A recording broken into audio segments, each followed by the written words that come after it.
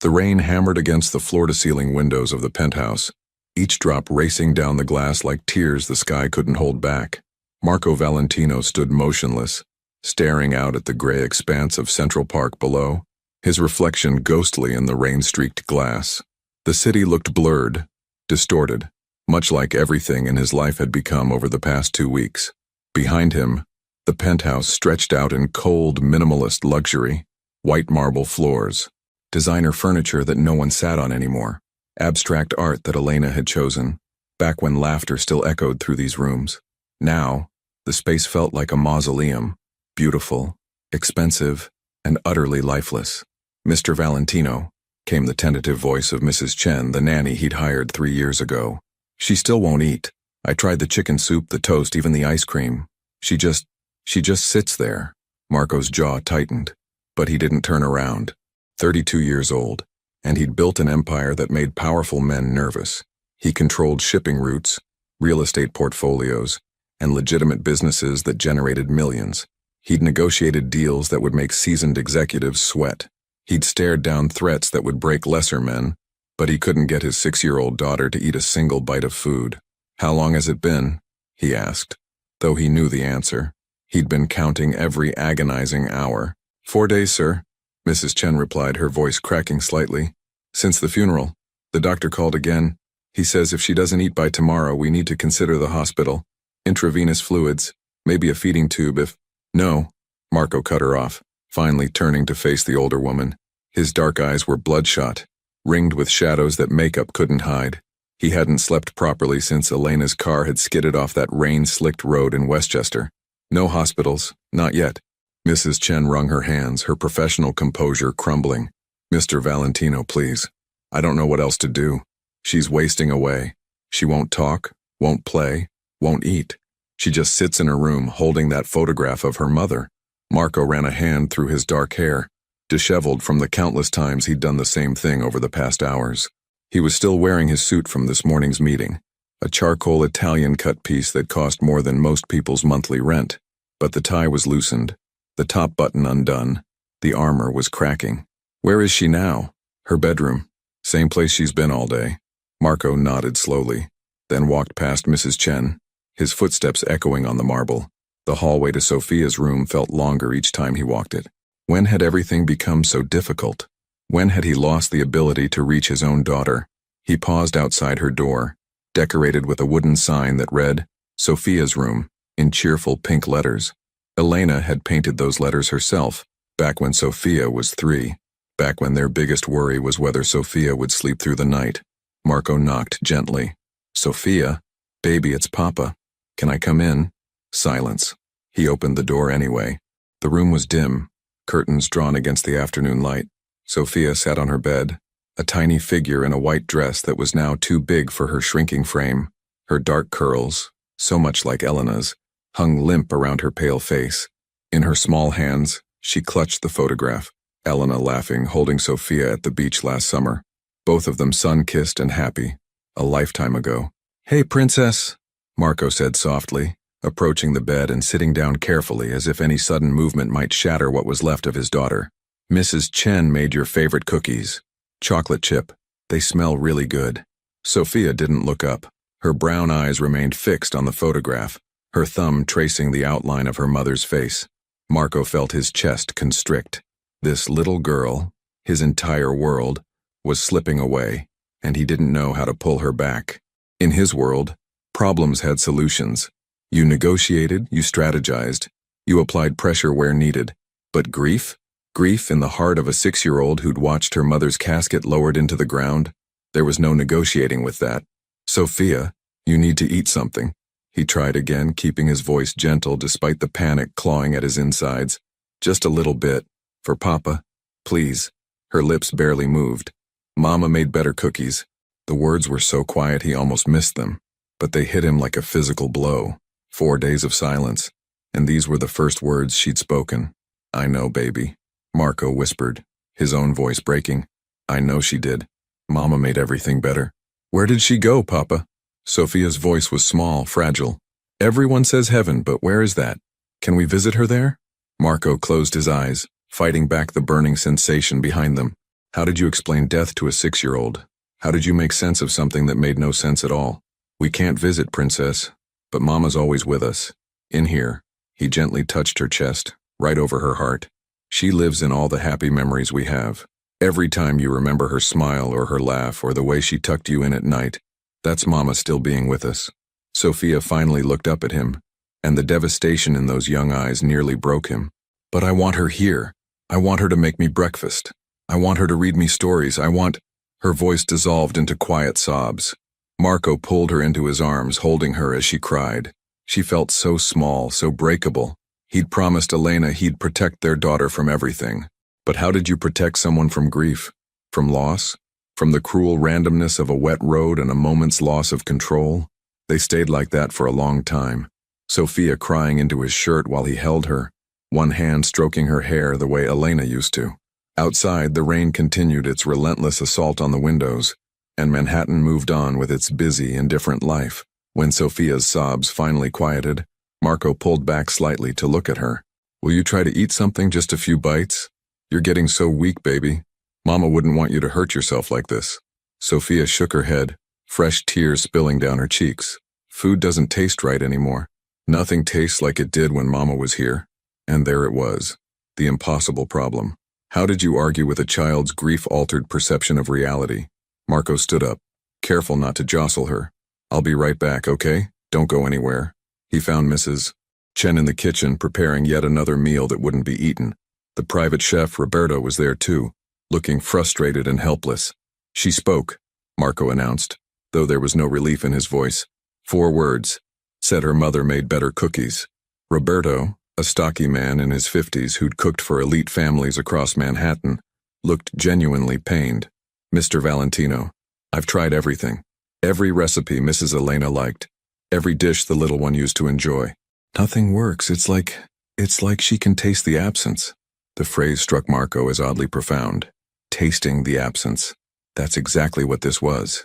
Sir, Mrs. Chen interjected. The doctor was very clear. If she doesn't eat by tomorrow morning, we need to take her to the hospital.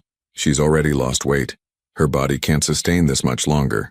Marco leaned against the kitchen counter, suddenly exhausted. I know. He looked at his watch. 3:47 p.m. I'm taking her out. Both Mrs. Chen and Roberto looked surprised. Out? Where? Mrs. Chen asked. I don't know yet. Anywhere. A change of scenery. Maybe if she's somewhere different, somewhere without all these memories, she might. He trailed off, not even convincing himself. Is that wise, sir? Mrs. Chen asked carefully. Given your position? Taking her out in public without proper security arrangements? Marco's legitimate businesses were known to everyone. But his other dealings, the ones that required discretion, that existed in the gray areas of the law, those were carefully hidden behind layers of corporations and proxies. Still, enemies existed, rivals who might see a grieving 6-year-old as leverage. I'll take precautions, he said, but I can't keep her locked in this penthouse while she wastes away. We're going out. 20 minutes later, Marco had Sophia bundled in a warm coat. Though she'd protested weakly, he'd changed into more casual clothes. Dark jeans, a simple black sweater, leather jacket. Less conspicuous. More like a regular father taking his daughter out for the afternoon. In the private elevator down to the parking garage, Sophia leaned against him, her hand small in his. She still wouldn't let go of the photograph, clutching it against her chest with her other hand. Where are we going, Papa? She asked quietly. For a drive, he said. Maybe we'll find somewhere nice to stop. Get some fresh air. Would you like that? She shrugged, the ultimate 6-year-old gesture of ambivalence. His driver, Thomas, had the car ready, a black SUV with tinted windows. But Marco waved him off. I'm driving today, Thomas. Take the evening off. Thomas looked uncertain but nodded. Yes, sir, please be careful. Marco helped Sophia into her car seat in the back, then slid behind the wheel. As they exited the underground garage onto the rain-slicked streets of Manhattan, he realized he had no destination in mind. He just drove. The city scrolled past the windows. Fifth Avenue's luxury shops, their windows dressed for the upcoming holiday season despite it being only October. Columbus Circle's traffic, eternally congested. People hurried along sidewalks, umbrellas bobbing. Everyone absorbed in their own lives, their own problems. None of them knew that Elena Valentino had died 2 weeks ago. None of them cared that a little girl was starving herself from grief. The world just kept spinning. Marco found himself heading toward Brooklyn, crossing the bridge as dusk began to settle over the city. The rain had lessened to a steady drizzle and the streetlights were beginning to flicker on, creating halos in the mist. He didn't have a plan. He just drove through unfamiliar neighborhoods, past brownstones and corner stores, past lives completely different from his own. Part of him was looking for something. What, he didn't know. A sign? A miracle? Some magical place where his daughter would suddenly be okay again? Then he saw it. Stella's kitchen. A small, unassuming diner tucked into a corner building in a quiet Brooklyn neighborhood. The windows glowed with warm light, and through them Marco could see families eating together, laughing. It looked humble, genuine, the complete opposite of the high-end restaurants he usually frequented. Something about it called to him. "Sophia," he said, pulling over to park. "Are you hungry at all?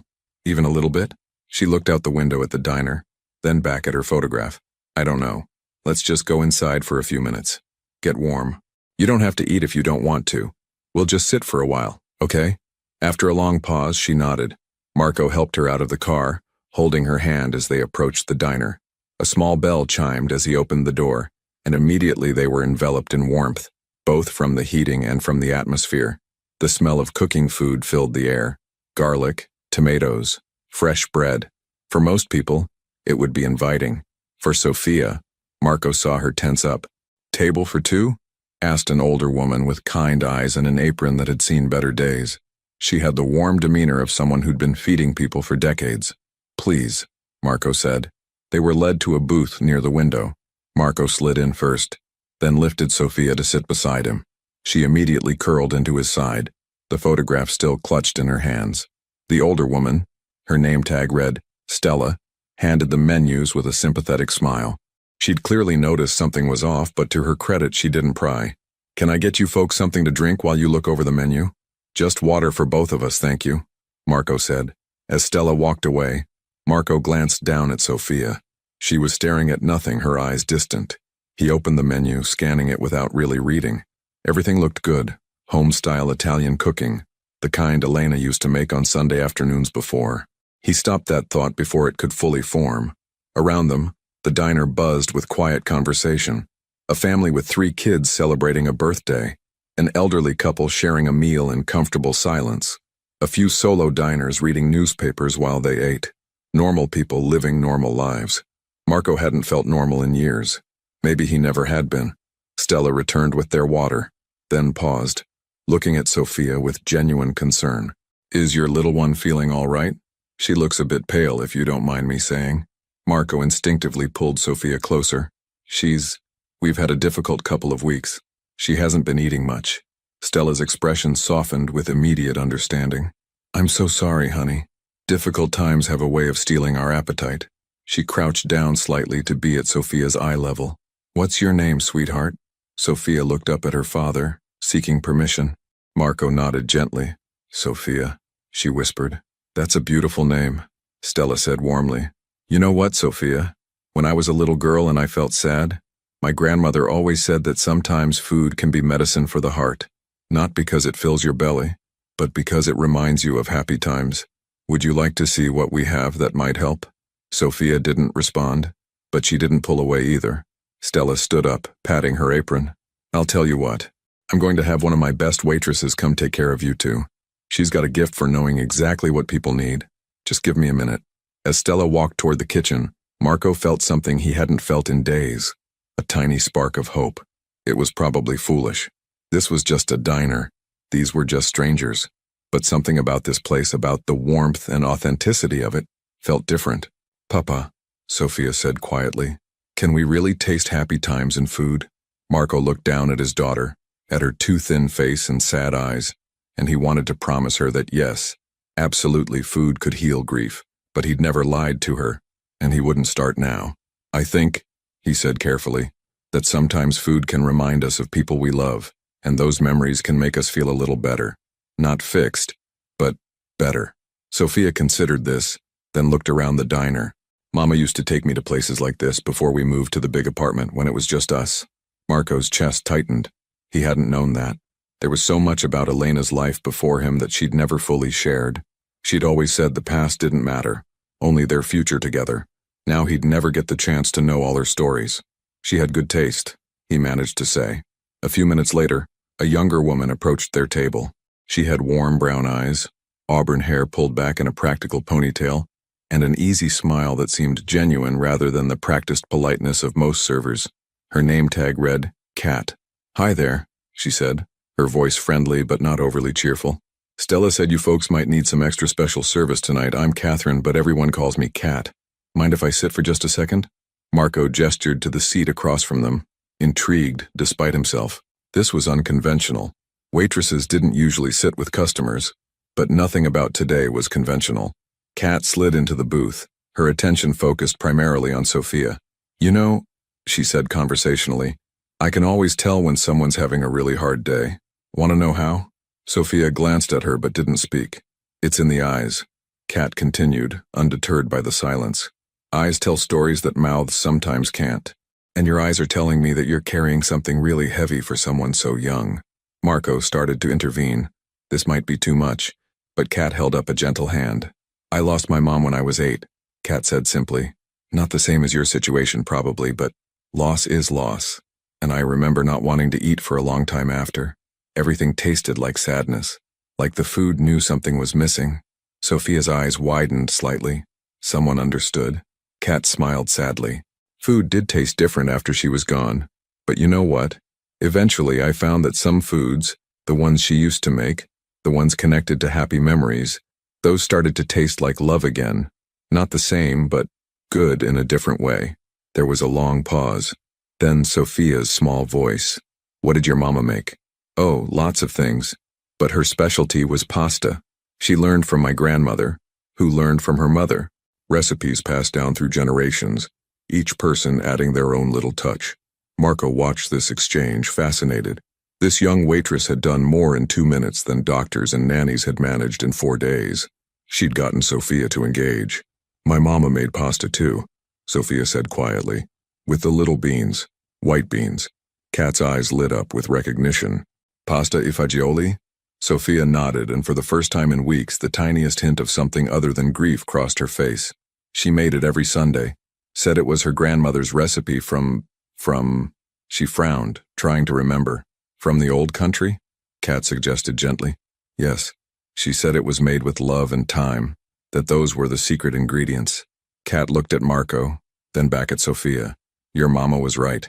The best food always has those ingredients. And you know what's really special? I bet a lot of mamas make that same dish, all with their own versions, all made with love." She stood up, pulling out her order pad. "I'll tell you what. I'm not saying this will taste exactly like your mama's. Nobody can make it exactly like she did. But we make a pretty good pasta e fagioli here. Would you let me bring you a small bowl? Just to try? No pressure to finish it. Just to taste, to see if maybe it reminds you of some of those Sunday afternoons." Sophia looked up at her father, uncertainty in her eyes. Marco gently brushed a curl away from her face. "It's okay, princess. Just a taste. That's all anyone is asking." After what felt like an eternity, Sophia gave the smallest nod. Kat's smile was gentle, knowing. "Okay, sweetheart, one small bowl coming right up. And for you, sir?" "I'll have the same," Marco said, surprised by his own response. When was the last time he'd eaten pasta e fagioli? Elena had made it sometimes early in their relationship, but as their lives became more complicated, simpler meals had fallen away. As Kat walked toward the kitchen, Marco felt Sophia relax slightly against him. Outside, the rain had stopped, and the evening was settling into that quiet moment between day and night when the city seemed to pause and take a breath. "Papa?" Sophia said softly. "Yes, baby? Do you think Mama would be okay with us eating someone else's cooking?" The question broke his heart and pieced it back together simultaneously. "Oh, Sophia. Mama would want you to eat. She'd want you to be healthy and strong. She loved you more than anything in the world. But what if I forget what her food tasted like?" Marco pulled her closer, kissing the top of her head. "You won't forget, princess. I promise you won't forget. Memories don't work like that. They stay with us, especially the important ones, especially the ones made with people we love." They sat in silence for a few minutes, watching the other diners, listening to the comfortable sounds of the restaurant. For the first time since Elena's death, Marco felt a tiny bit of the suffocating pressure lift from his chest. Not gone. It would never be completely gone. But lighter. When Kat returned with 2 steaming bowls of pasta e fagioli, the smell hit Marco with unexpected force. It smelled like Elena's kitchen, like Sunday afternoons, like home. He watched as Kat carefully placed a bowl in front of Sophia, along with a small spoon and a piece of crusty bread. "There you go, sweetheart. Take your time. No rush at all." Sophia stared at the bowl. Steam rose from it, carrying with it the aromas of tomato, garlic, olive oil, and something else. Something that made her eyes fill with fresh tears. "It smells like," she started, then stopped. "Like what, baby?" Marco encouraged gently. "Like Sundays," Sophia whispered. "Like when Mama would sing while she cooked." Kat, who'd been about to leave, paused. "Your mama sang while she cooked?" Sophia nodded. "Italian songs. Papa says they were from old movies." Something flickered across Kat's face. Recognition? Surprise? But it was gone before Marco could identify it. "That sounds beautiful," Kat said simply, then left them to their meal. Marco picked up his own spoon, taking a taste. The flavors were simple but perfectly balanced. Cannellini beans, small pasta, tomatoes, garlic, a hint of rosemary. Good, honest food. And yes, remarkably similar to how Elena made it. But he wasn't focused on his own meal. His entire attention was on Sophia, who was staring at her bowl as if it contained all the answers to questions she didn't know how to ask. Finally, with a trembling hand, she picked up her spoon, dipped it into the pasta, brought it slowly to her lips, and tasted it. Marco held his breath. Sophia's eyes widened. A tear rolled down her cheek, then another. But these tears were different somehow. Not the hopeless sobbing of the past weeks, but something else. Something that contained both grief and memory, loss and love, all tangled together. She took another small bite, then another. "Papa," she whispered, "it tastes like, it's not exactly the same, but it's close, really close." How did she know? Marco looked toward the kitchen where he could see Kat through the service window talking with Stella. How had she known? It was just coincidence, surely. Pasta e fagioli was a common Italian dish. Lots of people made it, but the way it was seasoned, the ratio of beans to pasta, the texture of the broth, it was almost identical to Elena's version, too close to be pure chance. Sophia took another bite, and another. Small spoonfuls, but she was eating. Actually eating. Marco wanted to cry with relief, but he kept his composure, not wanting to make a big deal of it and potentially break the spell. "It's good, isn't it, Princess?" She nodded, taking another careful bite. "It makes me remember the good things, like what that lady said. It tastes like love and time." Marco found himself eating too, the simple food somehow grounding him in the moment. Around them, the diner continued its evening rhythm. Normal life, regular people. And for just a moment, sitting in this modest Brooklyn diner with his daughter actually eating, Marco felt almost normal too. Sophia managed to eat about half the bowl before setting down her spoon. "I'm full, Papa. But it was good. Really good. You did great, baby. I'm so proud of you." When Kat returned to check on them, her smile was genuine when she saw Sophia's half-empty bowl. "How was it, sweetheart?" "It was really good," Sophia said quietly. "Thank you. You're very welcome. Would you like to take the rest home?" Sometimes comfort food tastes even better the next day. As Kat boxed up the remaining pasta, Marco watched her carefully. There was something about her manner, her knowledge, the way she'd approached Sophia. It all felt too intentional, too informed to be random kindness. When she brought the check, Marco pulled out his wallet. "That was exceptional service," he said. "The food was perfect, exactly what we needed." Kat smiled. "I'm just glad it helped. Your daughter seems like a sweet kid going through a tough time." Marco handed her his credit card, then on impulse added, "That recipe, the pasta e fagioli, it's very specific. My wife used to make it almost exactly like that." For just a fraction of a second, something shifted in Kat's expression. "Well," she said carefully, "sometimes recipes travel in mysterious ways. They get passed down, shared between friends, adapted through generations. Good food has a way of connecting people across time and distance." She took his card and walked away, leaving Marco with more questions than answers. Sophia tugged on his sleeve. "Papa, can we come back here? Tomorrow, maybe?" Marco looked down at his daughter, his precious, fragile daughter who'd just eaten her first real meal in 4 days, and nodded. "Yes, Princess, we can come back." As they prepared to leave, Marco's eyes followed Kat as she moved through the diner with practiced efficiency. There was a story here, A connection he didn't understand yet, and he was going to find out what it was. Because in his world, coincidences rarely existed. Everything happened for a reason, and reasons could be uncovered. But for tonight, the only thing that mattered was that Sophia had eaten. She'd taken the first small step back toward healing. The rain had stopped completely by the time they walked back to the car. The Brooklyn streets glistened under the streetlights, washed clean. Marco held Sophia's hand, and for the first time in 2 weeks her grip felt a little stronger. "Papa?" she said as he buckled her into her car seat. "Yes, baby? Do you think Mama sent us to that restaurant? Like, maybe she knew we needed help?" Marco paused, looking into his daughter's hopeful eyes. He didn't believe in signs from beyond, in cosmic guidance or divine intervention. His world was concrete, transactional, built on power and control. But maybe, just maybe, some things couldn't be explained by logic alone. "Maybe she did, Princess," he said softly. "Maybe she did." As they drove back toward Manhattan, Sophia fell asleep in the back seat, still clutching her mother's photograph, but with the tiniest hint of peace on her face. Marco glanced at her in the rearview mirror, then at the business card he'd discreetly pocketed from the diner. Tomorrow, he'd have his people look into this place. Into Cat. Into why a random waitress in a Brooklyn diner knew how to make pasta exactly the way his dead wife had made it. But tonight, he just drove, grateful that his daughter had finally eaten, and wondering if perhaps, in the vast randomness of the universe, there might actually be such a thing as small miracles after all. The morning sun streamed through Sophia's bedroom window, illuminating dust particles that danced in the golden light. Marco stood in the doorway, coffee cup in hand, watching his daughter sleep. For the first time in 2 weeks, her face looked peaceful rather than anguished. The photograph of Elena lay on the nightstand instead of clutched in her hands. A small but significant change.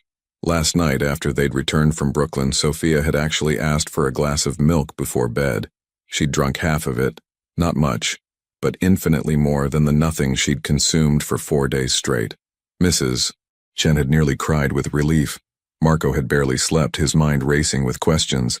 The pasta e fagioli, the way Kat had approached Sophia with such intuitive understanding, the familiarity of the recipe. It gnawed at him, this sense that there was something beneath the surface he couldn't see. His phone buzzed in his pocket. A text from Vincent, his head of security and oldest friend. "Boss, the weekly meeting is at 10. Russo's people want to discuss the shipping contract. Can't reschedule again." Marco typed back quickly. "Push it to 2 p.m. I have something to handle this morning." "Everything okay?" "Yes, just something personal." He pocketed the phone as Sophia began to stir. Her eyes fluttered open, and for a brief, heartbreaking moment, Marco saw confusion cross her face. That terrible instant when she woke up and forgot that her mother was gone, followed by the crushing memory returning. "Morning, Princess," he said softly, entering the room and sitting on the edge of her bed. "Morning, Papa." Her voice was small but clearer than it had been in days. "How do you feel?" Sophia sat up, considering the question seriously. "My tummy doesn't hurt as much. It was hurting before from being empty." Marco nodded, relief washing through him. "That's good, baby. That's really good. Are you hungry this morning?" She hesitated, then gave a small nod. "A little bit, but..." She looked down at her hands. "But what? What if the food here doesn't taste right again? What if last night was just special because we were somewhere different?" Marco understood. She was afraid that the breakthrough was temporary, that they'd return to the suffocating grief that made everything taste like ashes. "How about this?" he suggested. "What if we go back to that restaurant? Stella's Kitchen. Would you like that?" Sophia's eyes widened. "Really? Can we go back there?" "Absolutely. We can have breakfast there or lunch, whatever you want." For the first time since Elena's funeral, Marco saw something that resembled excitement flicker across his daughter's face.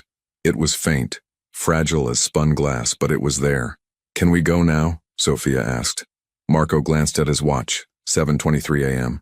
"The restaurant might not be open yet, Princess, but we can get ready, have some juice, and head over there for a late breakfast."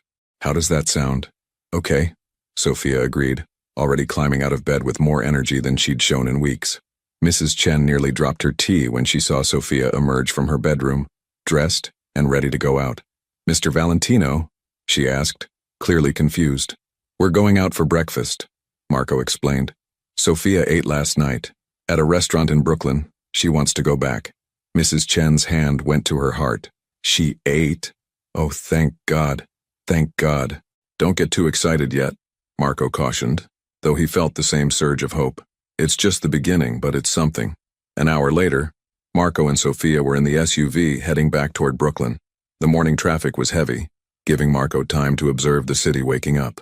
Delivery trucks, commuters rushing to subway stations, street vendors setting up their carts. All the rhythms of normal life that had seemed so distant lately. Sophia sat in her car seat, looking out the window with more interest than she'd shown in anything recently. She'd even let Mrs. Chen brush her hair properly, though she'd refused the elaborate curls Elena used to style. Just a simple ponytail. Small steps. "Papa," she said as they crossed the bridge, "what if the nice waitress lady isn't working today? Then someone else will help us," Marco assured her. "But something tells me she might be there." He didn't mention that he'd called the restaurant at 8 a.m., confirming their hours and casually asking about their staff schedule. Kat Morrison worked Tuesday through Saturday, 9 a.m. to 6 p.m. Today was Wednesday. When they pulled up to Stella's kitchen just after 10 o'clock, the morning crowd was thinning out.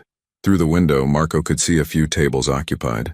Mostly elderly folks enjoying late breakfasts, a couple of people working on laptops. And there, refilling someone's coffee, was Kat.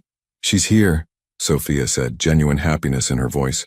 They entered, the same bell chiming their arrival. This time, it was Kat who looked up first, and Marco saw surprise register on her face, followed by something that looked like recognition, as if she'd been expecting them. "Well, good morning," Kat said, approaching with that same warm, genuine smile. "I didn't think I'd see you folks again so soon. Welcome back." "Hi," Sophia said shyly. "We came back for breakfast."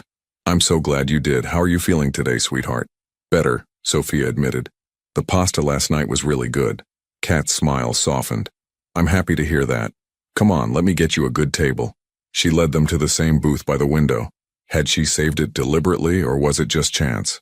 Marco was beginning to believe less and less in coincidence where this woman was concerned. "So," Kat said, pulling out her order pad. "Breakfast. We've got some really good options. Our pancakes are pretty famous around here. We also make a mean omelet, French toast, and..." She looked directly at Sophia. "We have oatmeal with cinnamon and honey that my grandmother always said was the best way to start a day when you need extra warmth." Sophia considered this seriously. "What kind of pancakes?" "Buttermilk. Fluffy as clouds. We can add blueberries, chocolate chips, or keep them plain with maple syrup." "Can I have plain ones with just a little bit of syrup?" Marco felt his chest tighten with emotion. She was ordering food, making choices, engaging with life again in small but meaningful ways. "You absolutely can," Kat confirmed, writing it down. "And for you, sir?" "The same," Marco said. "And coffee, please. Black." "Coming right up." Kat paused, then added, "It's really good to see you both again. Especially you, Sophia. You look brighter today." After Kat walked away, Sophia turned to her father. "Papa, why is she so nice to us? She doesn't even know us." "Some people are just naturally kind," Marco said, though he was wondering the same thing. In his experience, everyone wanted something. Kindness usually came with a price tag, even if it wasn't immediately apparent. But watching Kat move through the diner, greeting regulars by name, laughing at an elderly man's joke, patiently explaining menu items to a confused tourist, she seemed genuinely, authentically kind. No pretense, no angle. It made him more suspicious, not less. When their pancakes arrived, they were indeed fluffy, golden, and perfectly made. Sophia took a tentative bite, then another, and Marco watched as she ate slowly, but steadily. Not the entire stack, that would be too much, but a respectable amount for a child who'd barely eaten in days. "These are good," Sophia announced. "Different from Mama's, but good." "Your mama made pancakes?" Kat asked, appearing to refill Marco's coffee. Sophia nodded. "Every Saturday morning. She put vanilla in them, and sometimes she made faces with the blueberries." Kat's expression was gentle, understanding. "She sounds like she was a wonderful mama." "She was the best," Sophia said, and though her eyes got a little watery, she didn't break down. "Progress." Kat crouched down beside the booth, at Sophia's eye level. "Can I tell you something? My mama used to say that the people we love never really leave us. They live on in the things they taught us, the recipes they shared, the love they showed us. Every time you remember your mama's pancakes or her smile or the way she made you feel safe, that's her still being with you." Sophia looked at Kat with something like wonder. "That's kind of what Papa said too." Well, your papa sounds like a smart man. Marco and Kat's eyes met over Sophia's head, and there was a moment of connection. Two adults trying to help a child navigate impossible grief. But there was something else in Kat's expression too. Knowledge, recognition, something she wasn't saying. Kat, Marco said carefully. Last night, the pasta fagioli. It was remarkably similar to how my wife made it. Almost identical, actually. Kat stood up, her expression neutral, but her body language suddenly guarded. Like I said, recipes travel. It's a pretty common Italian dish. Not that common, Marco pressed gently. The specific ratio of beans to pasta, the way it's seasoned, even the type of pasta, ditalini, not the larger shells some people use. My wife was very particular about her recipe. She said it came from her grandmother, from a small village in Abruzzo. Something flickered in Kat's eyes. Abruzzo, she repeated quietly. You know it? My grandmother mentioned it once. Said she had a friend from there, years ago. Kat shifted, clearly uncomfortable. Look, I should probably get back to work. Other tables need... Please, Marco said, his voice low but intense. If you know something, anything about how you know that recipe, I need to hear it. For Sophia's sake. Kat looked at Sophia, who was watching the exchange with confused interest. Then back at Marco. This isn't really the place for this conversation. Then tell me when and where, Marco said. I'll be there. Kat hesitated, clearly wrestling with something internal. Finally, she said, my shift ends at 6. There's a small park 2 blocks from here. Prospect Gardens. Meet me there at 6:30. Alone, she added, glancing meaningfully at Sophia. This conversation might not be appropriate for little ears. Marco nodded. I'll be there. Kat walked away and Marco noticed her hands were shaking slightly as she refilled water glasses at another table. Whatever she knew, it was significant, and it had shaken her. Papa, why does it matter how she knows the recipe? Sophia asked, returning to her pancakes. I'm just curious, Princess. Your mama's cooking was special. I want to understand where this recipe came from. It wasn't the whole truth, but it would do for now. They finished breakfast. Sophia ate more than half her pancakes, which felt like a victory, and Marco paid the bill, leaving a generous tip. As they prepared to leave, Stella herself emerged from the kitchen. You folks come back and see us, she said warmly. It does my heart good to see young ones enjoying good food. We will, Sophia promised. The pancakes were really good. Outside, the November air was crisp and clear, the earlier rain leaving everything smelling fresh. Marco checked his watch, 11:45. He had that meeting at 2, which gave him enough time to get back to Manhattan, deal with business, then return for his 6:30 appointment with Kat. Papa, can we come back tomorrow too? Sophia asked as he buckled her into her car seat. Let's see how you feel tomorrow, Marco said. But if you want to come back, we will. I like it there. It feels safe, like Mama's kitchen used to feel. Marco kissed her forehead. Then we'll come back, Princess, as often as you need. The drive back to Manhattan was quiet, Sophia dozing in the back seat. Marco's mind was racing, though. Kat's reaction to Abruzzo, her knowledge of the recipe, her insistence on meeting privately. Something was here, some connection to Elena's past that he'd never known about. Elena had always been private about her life before they met. She'd told him the basics, born in Italy, moved to the States as a teenager, parents deceased, no siblings. But the details had always been vague, and when he'd pressed, she'd said the past didn't matter, only their future together. He'd respected that. In his world, everyone had things they didn't talk about. He certainly did. But now, with Elena gone, and a stranger knowing intimate details about her cooking, Marco realized how much he didn't know about the woman he'd loved. And it bothered him more than he wanted to admit. Back at the penthouse, Mrs. Chen was overjoyed to hear that Sophia had eaten a full breakfast. This is wonderful news, Mr. Valentino. Truly wonderful. She's not fixed, Marco cautioned. Grief doesn't work that way. But she's starting to heal. That's something. His 2 o'clock meeting was tense but productive. The Russo family wanted to renegotiate terms on a shipping contract. Legitimate business, completely above board, but requiring careful navigation of egos and interests. Marco handled it with his usual efficiency, his mind only partly on the negotiation. By 6:15 he was back in Brooklyn, parking near Prospect Gardens. It was a small neighborhood park, mostly empty at this hour on a Wednesday evening. A few dog walkers, some teenagers on the basketball court, an elderly woman feeding pigeons. and Kat sitting on a bench near a fountain wearing jeans and a simple sweater looking nervous. Marco approached slowly, not wanting to startle her. "Thank you for meeting me." Kat looked up, her expression guarded. "I almost didn't come. This is complicated. Most meaningful things are," Marco said, sitting on the bench but keeping a respectful distance between them. "Tell me what you know." Kat was quiet for a long moment, watching the fountain. Finally she spoke. "My grandmother, Anna Morrison, is 87 years old. She lives in a nursing home about 20 minutes from here. Memory care unit. Dementia." She paused, pain crossing her face. "Most days she doesn't know who I am." "I'm sorry," Marco said and meant it. About 15 years ago, before the dementia, she had a friend, a younger woman, maybe late 20s, with a little girl, maybe 2 years old.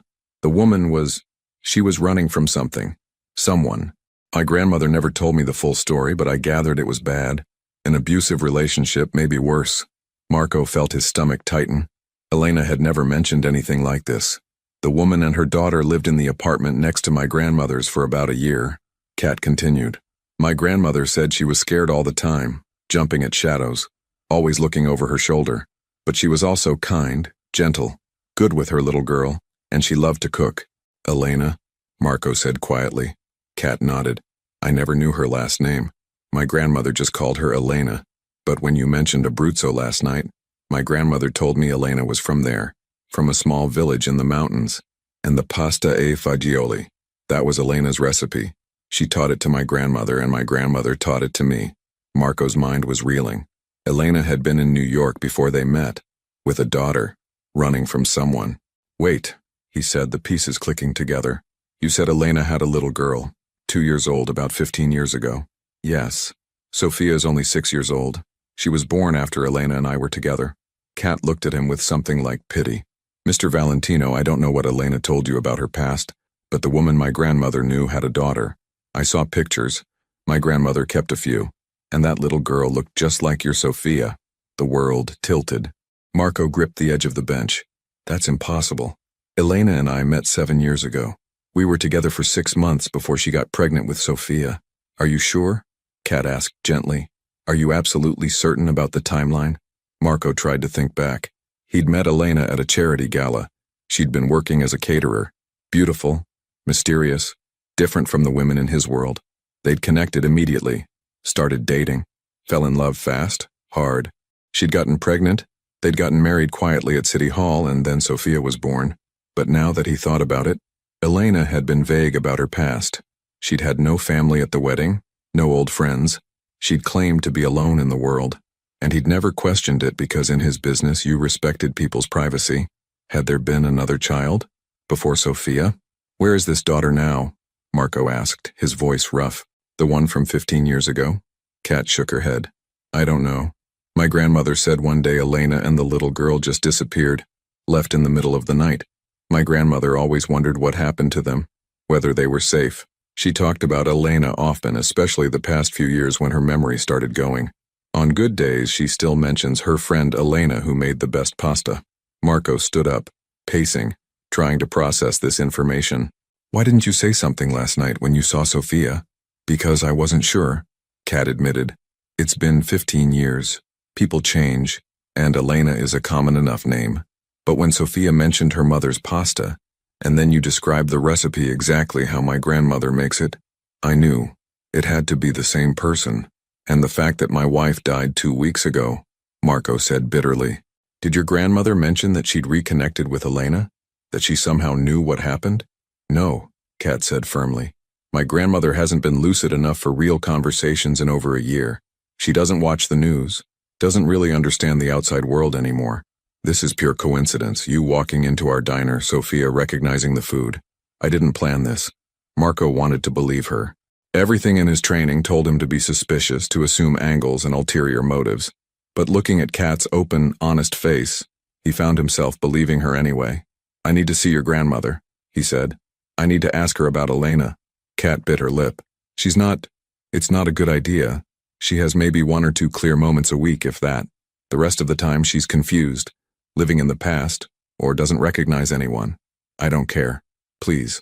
There's so much I didn't know about Elena, and now," He ran a hand through his hair, frustrated. My daughter just lost her mother. If there's another child out there, if Elena had a whole life I never knew about, I need to understand. For Sophia's sake. Kat studied him for a long moment. You really loved her, didn't you? Elena. More than anything, Marco said quietly. She was my world, her and Sophia. And now I'm finding out I might not have known her at all. Knowing someone and knowing their past aren't the same thing, Kat said gently. People reinvent themselves all the time, especially people running from trauma. Maybe Elena needed to become someone new to survive. Maybe, Marco conceded. But I still need to know. Can you take me to see your grandmother? Kat hesitated, then nodded. Okay, but not tonight. Visiting hours are over. Tomorrow afternoon? I can take you during my break. I'll be there. Just tell me when and where. Kat pulled out her phone, typing out the address of the nursing home. 2 p.m. tomorrow, Shady Oaks Care Facility. Ask for Anna Morrison. Thank you, Marco said. And Kat, why are you helping me? You don't know me. For all you know, I could be the kind of person Elena was running from. Kat smiled sadly. If you were, Sophia wouldn't look at you the way she does. Kids know. They always know. And that little girl loves you completely. Whatever Elena's past was, she trusted you with her daughter. That tells me everything I need to know. Marco felt unexpected emotion well up in his chest. She ate again today. At breakfast. Pancakes. Not all of them, but more than half. That's wonderful, Kat said, genuine warmth in her voice. Food is healing. Not just physically, emotionally too. Every meal she eats is a step forward. They sat in companionable silence for a moment, watching the last light fade from the sky. Then Kat stood. I should get home. Long day tomorrow. Kat, Marco said as she started to walk away. The recipe, the pasta e fagioli. Would you teach Sophia how to make it? Sometime? When she's ready? Kat turned back, surprise on her face. You'd want that? Elena would want that, Marco said. She loved passing down traditions. And if this recipe connects Sophia to her mother, to her grandmother, to this whole history she doesn't know yet, yes, I'd want that. Then yes, Kat agreed. When the time is right, I'll teach her. I promise. As Marco drove back to Manhattan, his mind wouldn't stop spinning. Another daughter. Elena running from someone. A whole life he'd never known about. What else had she hidden? And more importantly, why? He thought about confronting this mystery, using his resources to dig into Elena's past, to uncover every secret. He had the means. People who could find anything, anyone. But something stopped him. Some instinct that said this needed to be approached carefully, gently, for Sophia's sake. When he arrived home, Sophia was already in her pajamas, looking more like her old self than she had in weeks. Papa, you're home. Mrs. Chen made chicken soup and I ate almost a whole bowl. Marco picked her up, hugging her tight. That's my girl. I'm so proud of you. Can we go back to Stella's kitchen tomorrow? Maybe not tomorrow, Marco said carefully, but soon, I promise. As he tucked her into bed that night, Sophia looked up at him with Elena's eyes, those same warm brown eyes that had captivated him 7 years ago. Papa, do you think Mama is happy that I'm eating again? I know she is, Princess. Wherever she is, she's smiling. Because you're being brave and strong, and that's exactly what she'd want. Sophia nodded, satisfied with this answer. I love you, Papa. I love you too, baby. More than all the stars in the sky. After she fell asleep, Marco stood in his home office looking at the photograph of Elena on his desk. Young, beautiful, smiling at the camera with Sophia as a baby in her arms. He'd taken this picture in Central Park on a perfect spring day. Who were you? He whispered to the photograph. What were you running from? And what else didn't you tell me? The photograph, of course, offered no answers. Only Elena's frozen smile, keeping her secrets even in death. Tomorrow he'd visit Anna Morrison. Tomorrow he might get some answers. But tonight he was simply grateful that his daughter had eaten 2 full meals, that she'd smiled, that she was starting, slowly, painfully, to heal. Sometimes that had to be enough. He looked out the window at the Manhattan skyline, glittering with a million lights, each one representing a life, a story, secrets kept and truths hidden. In a city of 8 million people, what were the chances that he'd walk into the one diner where someone knew Elena's past? Coincidence? Fate? Or something else entirely? Marco didn't believe in fate. He believed in patterns, in cause and effect, in the logical progression of events. But he was beginning to believe that maybe, just maybe, some things couldn't be explained by logic alone. And tomorrow he'd take another step toward understanding the woman he'd loved, the secrets she'd kept, and the past that had finally caught up to them in the most unexpected way. Through a bowl of pasta e fagioli served by a kind waitress in a Brooklyn diner. Life, Marco was learning, had a strange way of revealing truths when you least expected them. And sometimes, the smallest connections led to the biggest revelations. The Shady Oaks Care Facility sat on a quiet street in Brooklyn, a modest 3-story building with flower boxes in the windows. Marco arrived at exactly 2 p.m., finding Kat already waiting in the parking lot, leaning against her beat-up Honda Civic. "Thanks for coming," she said, pushing off from the car. "I should warn you, Anna has good days and bad days. Today might not give you the answers you're looking for." "I understand," Marco replied, though patience had never been his strength. Inside, the facility smelled of antiseptic and cafeteria food, but it was clean and the staff seemed attentive. Kat signed them in, chatting familiarly with the receptionist. "We're here to see my grandmother, Anna Morrison. Room 247, the receptionist said warmly. She had a good morning, ate all her breakfast and even did some coloring. They took the elevator to the second floor, walking down hallways decorated with residents' artwork. Kat stopped outside a door marked 247, her hand on the handle. "Just be gentle with her, okay?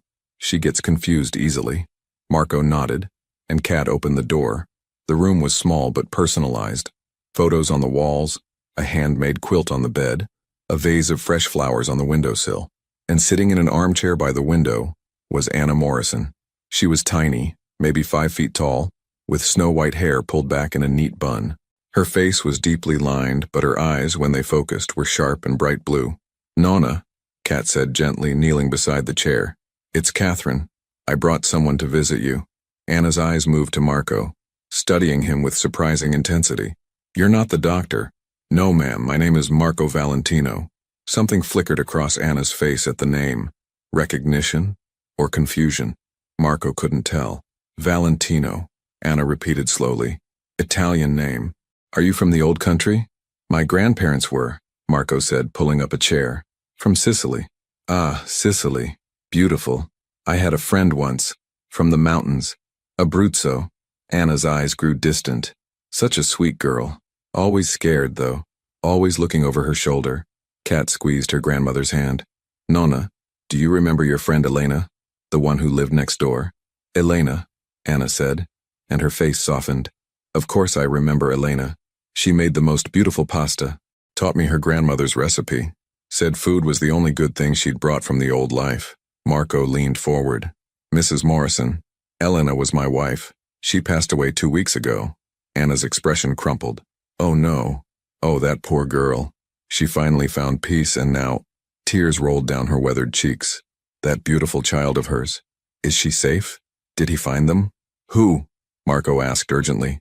Who was she running from? But Anna's focus had shifted, her eyes going vague. "The baby cried at night. Little Isabella. Such a sweet baby. I used to watch her sometimes when Elena had to work. 3 jobs that poor girl had. Trying to save money to disappear properly." Marco felt his heart stop. "Isabella?" Kat's grip tightened on her grandmother's hand. "Nonna, what happened to Isabella? Where did they go?" Anna shook her head, confused now. "They left. Middle of the night. Elena came to say goodbye. She was crying. Said she'd found a way out. A way to give Isabella a better life. Said she had to let her go to keep her safe." Anna's voice dropped to a whisper. "She gave that baby to someone who could protect her. Broke her heart, but she did it anyway." Marco stood abruptly, pacing the small room. Elena had had another daughter, had given her up, all before she'd met him. "Mrs. Morrison," he said, fighting to keep his voice steady. "Do you know who Elena gave Isabella to? Where the child went?" Anna looked at him, her eyes clearing momentarily. "You're him, aren't you? The one she found later, the one who gave her Sophia." "Yes. We had a daughter together. Sophia. She's 6 years old. She never forgot Isabella," Anna said quietly. "Even after she found happiness with you. Started over. She told me once, this was years later, she came to visit. She said every day she wondered if giving up Isabella was the right choice. But she'd been so young, so scared. The father was dangerous. She had to protect her baby the only way she knew how." "Did she ever say who adopted Isabella?" Kat asked gently. Anna's face scrunched up, trying to remember. "A family. Good people. Through the church, I think. Closed adoption. Elena never knew where Isabella went. That was the deal. Complete separation. Clean break. So he could never find them. Marco felt like the ground was shifting beneath him. Elena had carried this secret their entire relationship. A daughter she'd given up. A whole life she'd never mentioned. How old was Isabella when Elena gave her up? Marco asked.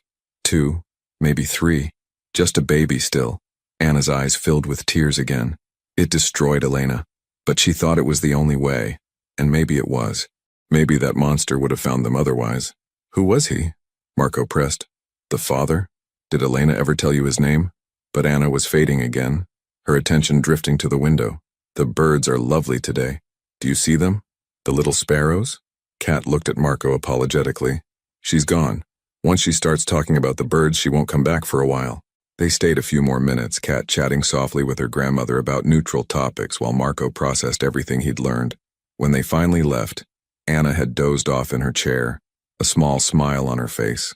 In the hallway, Marco leaned against the wall, overwhelmed. She gave up a child. My Elena gave up a daughter and never told me.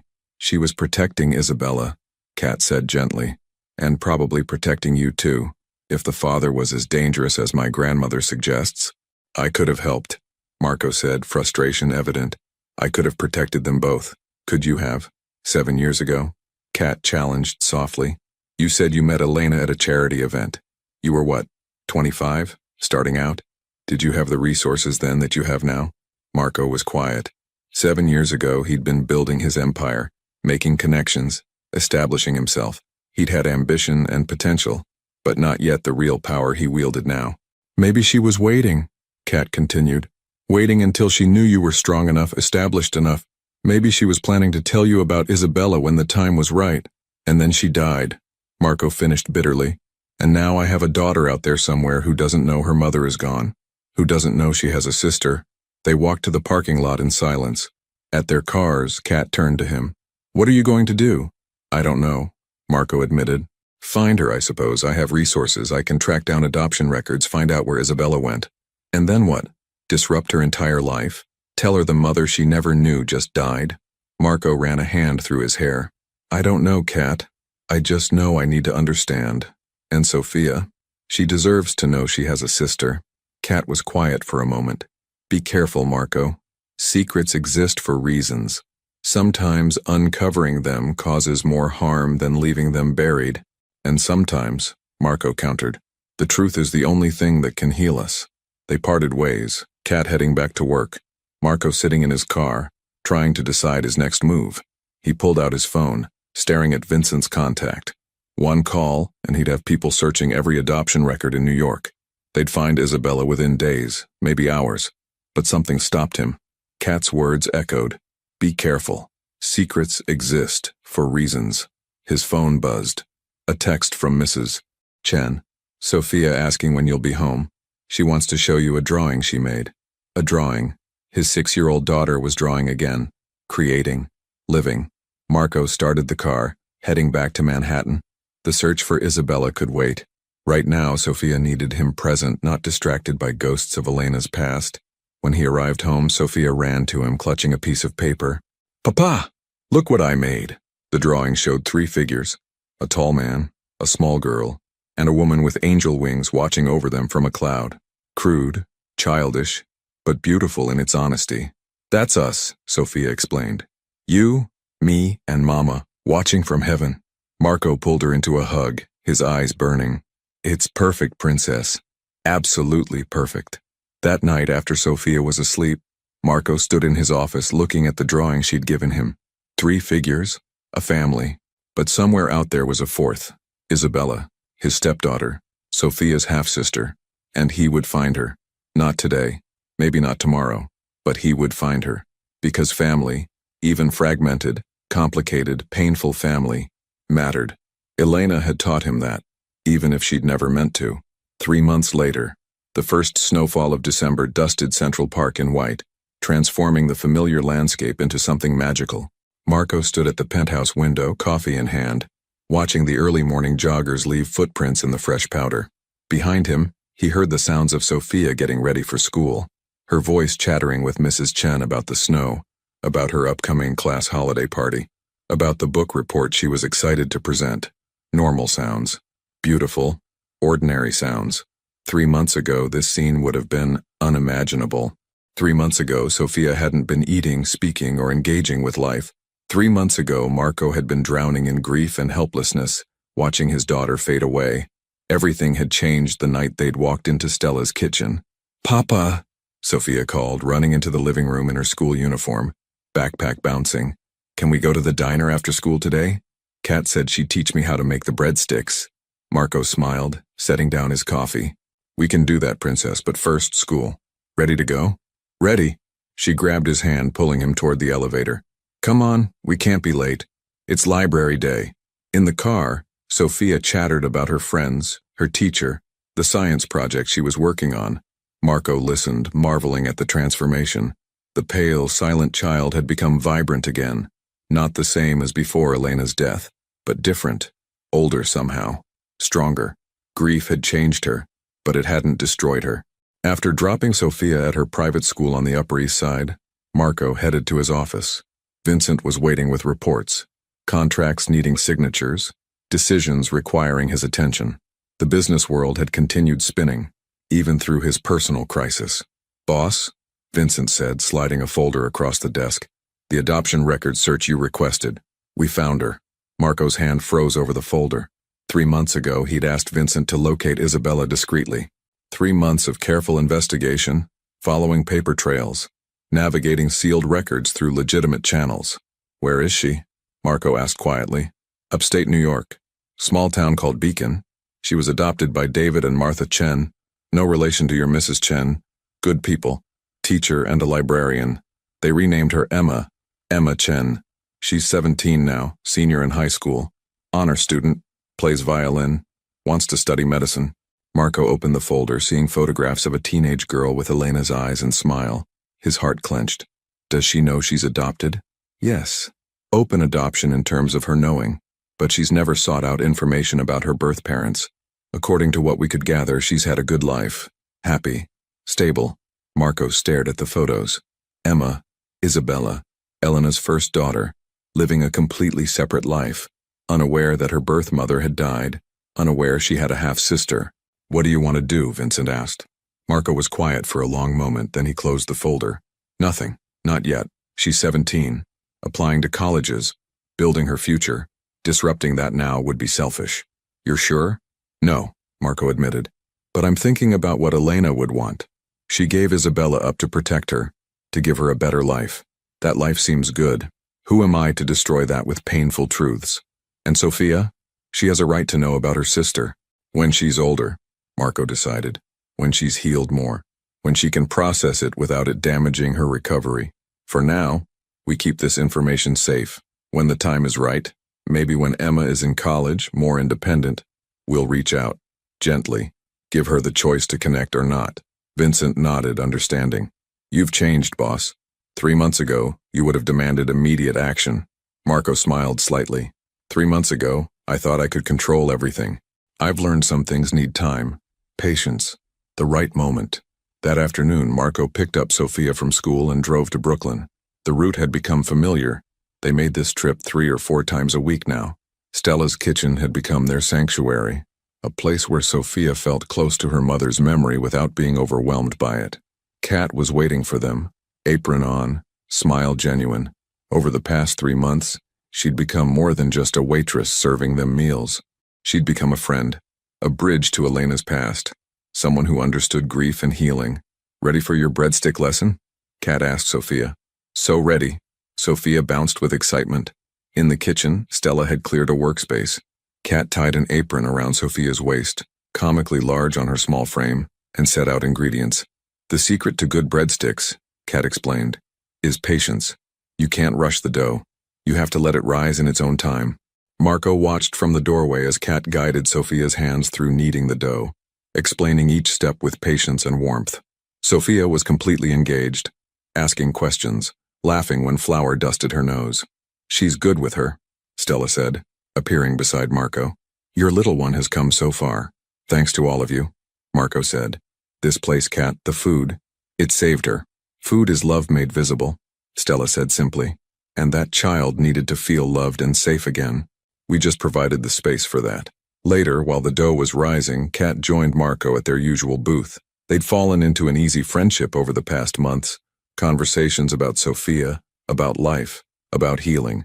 Kat had shared stories about her grandmother's better days, about her own dreams of maybe opening a small cooking school someday.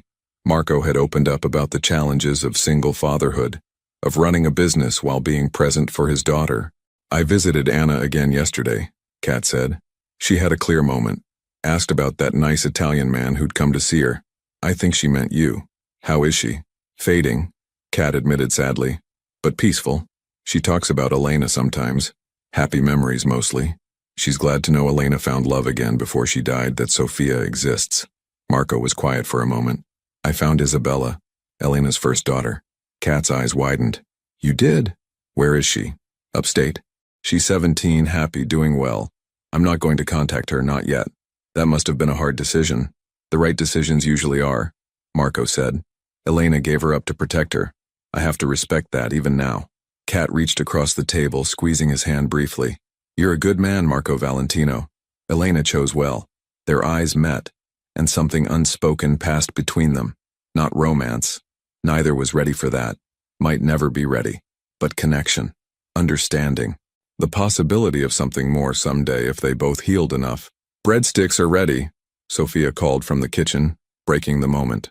They spent the next hour eating warm breadsticks with marinara sauce, Sophia proudly explaining every step of the process. Other diners smiled at her enthusiasm. This place had become their extended family. Stella, Kat, even the regular customers who'd watched Sophia's transformation over the months. As evening fell and they prepared to leave, Sophia hugged Kat tightly. "Thank you for teaching me. I'm going to make these for Papa every Sunday, like Mama used to make her special pasta. I think that's a beautiful tradition," Kat said, returning the hug. "Your Mama would be so proud of you, Sophia. You're brave and strong and full of love." In the car heading home, Sophia was quiet, reflective. "Papa?" "Yes, Princess? I still miss Mama every day, but it doesn't hurt as much as it used to." "Is that okay?" Marco's throat tightened. "That's more than okay, baby. That's healing. Mama wouldn't want you to hurt forever. She'd want you to remember her with love, but also to keep living, keep growing, keep being happy." Kat says people we love become part of us, so Mama's still here in my heart in the things she taught me. Kat's very wise. "Do you think," Sophia hesitated, "do you think maybe someday Kat could be like, not Mama, nobody could be Mama, but like, family?" Marco glanced at his daughter in the rear-view mirror. "Would you like that?" "I think so. She makes me feel safe, like Mama used to. Different, but good. Then we'll see what happens," Marco said carefully. "These things take time, but Kat is definitely our friend, and friends can become family in their own way." Sophia seemed satisfied with this answer, returning to looking out the window at the city lights. That night, after tucking Sophia into bed, Marco stood in his office with the folder Vincent had given him. He looked at Emma's photographs one more time. This girl who shared Sophia's blood, who had Elena's smile. Someday, he'd tell Sophia about her sister. Someday they'd reach out to Emma, give her the choice to know her history or not. But not today. Today was about consolidating the healing they'd already achieved. He filed the folder away in his safe, then pulled out his phone. He typed a message to Kat. "Thank you, for everything. You've given Sophia something I couldn't. A connection to her mother that feels warm instead of painful. I'm grateful." The response came a few minutes later. "She's given me something too. Purpose. Joy. A reminder that helping others heal can heal yourself. Thank you for trusting me with her story." Marco smiled, pocketing his phone. Outside, snow continued to fall on Manhattan, covering the city in quiet white. Somewhere upstate, a 17-year-old girl was probably doing homework, unaware of the family she didn't know she had. Somewhere in a nursing home, an elderly woman was sleeping, dreaming perhaps of her friend Elena and Sunday pasta. And here, in this penthouse, a little girl was sleeping peacefully, her grief transforming slowly into memory, her pain becoming strength. The journey wasn't over. Grief didn't have an end point, just evolving stages, but they were moving forward, together. 3 months ago, Marco had thought his world was ending. Now he understood it was just changing. Painful, difficult change, but also necessary. Growth forged in loss. Elena would always be part of their story, her recipes, her love, her memory woven into Sophia's healing. But they were also writing new chapters, with Kat, with Stella's kitchen, with this chosen family they'd found in the most unexpected place. And maybe that was the real lesson. That love didn't end with death. It transformed, continued, found new expressions. Elena's love lived on in Sophia's laughter, in shared recipes, in the kindness of strangers who became friends, in a bowl of pasta e fagioli that tasted like home, in breadsticks made with small hands and patient guidance, in the slow, steady process of learning to live again after loss. Marco turned off the lights in his office, checking on Sophia one more time before heading to his own room. She was curled up with the photograph of Elena, but her face was peaceful now, not anguished. Healing. They were both healing. And tomorrow, they'd wake up and take another small step forward. Together. Because that's what family did. Even when, especially when, that family was found in the most unexpected places. 3 months later, the first snowfall of December dusted Central Park in white, transforming the familiar landscape into something magical. Marco stood at the penthouse window, coffee in hand, watching the early morning joggers leave footprints in the fresh powder. Behind him, he heard the sounds of Sophia getting ready for school, her voice chattering with Mrs. Chen about the snow, about her upcoming class holiday party, about the book report she was excited to present. Normal sounds. Beautiful, ordinary sounds. 3 months ago, this scene would have been unimaginable. 3 months ago, Sophia hadn't been eating, speaking, or engaging with life. 3 months ago, Marco had been drowning in grief and helplessness, watching his daughter fade away. Everything had changed the night they'd walked into Stella's kitchen. "Papa," Sophia called, running into the living room in her school uniform, backpack bouncing. "Can we go to the diner after school today? Kat said she'd teach me how to make the breadsticks." Marco smiled, setting down his coffee. "We can do that, Princess, but first, school. Ready to go?" "Ready." She grabbed his hand, pulling him toward the elevator. "Come on, we can't be late. It's library day." In the car, Sophia chattered about her friends, her teacher, the science project she was working on. Marco listened, marveling at the transformation. The pale, silent child had become vibrant again. Not the same as before Elena's death, but different, older somehow, stronger. Grief had changed her, but it hadn't destroyed her. After dropping Sophia at her private school on the Upper East Side, Marco headed to his office. Vincent was waiting with reports, contracts needing signatures, decisions requiring his attention. The business world had continued spinning, even through his personal crisis. "Boss," Vincent said, sliding a folder across the desk. "The adoption record search you requested. We found her." Marco's hand froze over the folder. 3 months ago, he'd asked Vincent to locate Isabella discreetly. 3 months of careful investigation, following paper trails, navigating sealed records through legitimate channels. "Where is she?" Marco asked quietly. "Upstate New York. Small town called Beacon. She was adopted by David and Martha Chen. No relation to your Mrs. Chen. Good people. Teacher and a librarian. They renamed her Emma. Emma Chen. She's 17 now, senior in high school. Honor student. Plays violin. Wants to study medicine." Marco opened the folder, seeing photographs of a teenage girl with Elena's eyes and smile. His heart clenched. "Does she know she's adopted?" "Yes. Open adoption in terms of her knowing. But she's never sought out information about her birth parents. According to what we could gather, she's had a good life. Happy. Stable." Marco stared at the photos. Emma, Isabella, Elena's first daughter, living a completely separate life, unaware that her birth mother had died, unaware she had a half-sister. "What do you want to do?" Vincent asked. Marco was quiet for a long moment, then he closed the folder. "Nothing. Not yet. She's 17. Applying to colleges. Building her future. Disrupting that now would be selfish." "You're sure?" "No," Marco admitted. "But I'm thinking about what Elena would want. She gave Isabella up to protect her, to give her a better life. That life seems good. Who am I to destroy that with painful truths? And Sophia? She has a right to know about her sister. When she's older," Marco decided. "When she's healed more. When she can process it without it damaging her recovery. For now, we keep this information safe. When the time is right, maybe when Emma is in college, more independent, we'll reach out. Gently. Give her the choice to connect or not." Vincent nodded, understanding. "You've changed, boss. 3 months ago, you would have demanded immediate action. Marco smiled slightly. 3 months ago, I thought I could control everything. I've learned some things need time, patience, the right moment. That afternoon, Marco picked up Sophia from school and drove to Brooklyn. The route had become familiar. They made this trip 3 or 4 times a week now. Stella's kitchen had become their sanctuary, a place where Sophia felt close to her mother's memory without being overwhelmed by it. Kat was waiting for them, apron on, smile genuine. Over the past 3 months, she'd become more than just a waitress serving them meals. She'd become a friend, a bridge to Elena's past, someone who understood grief and healing. Ready for your breadstick lesson? Kat asked Sophia.